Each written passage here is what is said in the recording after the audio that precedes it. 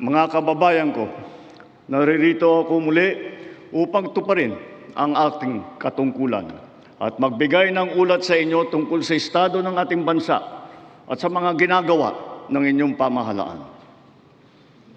1 taon na ang nakalipas mula noong huli akong tumayo rito upang ilantad ang katiwalian na nadiskubre namin sa mga flood control project.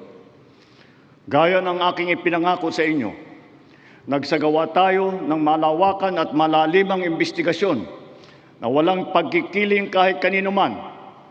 Masusi nating sinuri at sinundan kung saan tayo itinuro ng ebidensya.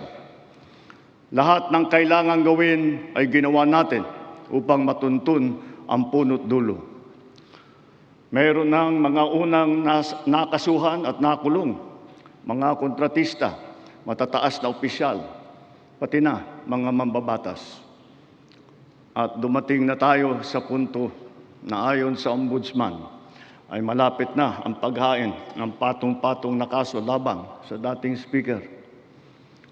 Masakit man sa akin ito, ngunit kailangan nating gawin ang tama. Hindi ako pangulo ng aking pamilya. Hindi ako pangulo ng aking kaibigan.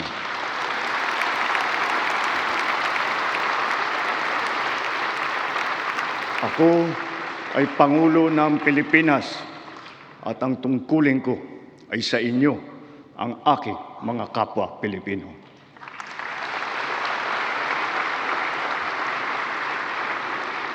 Kaakibat ng mga naisampang mga kaso tiniyak ng inyong pamahalaan na mababawi mula sa mga nagsabwatan ang nakuha nilang pera ng taong bayan. Gayon din, pinigilan natin ang paglabas ng pera ng bayan na ipambayad pa dapat sa mga depektibo, peke o guni-guning mga proyekto at mapupunta lamang sa mga bulsa ng mga tiwalaing kontraktor at opisyal.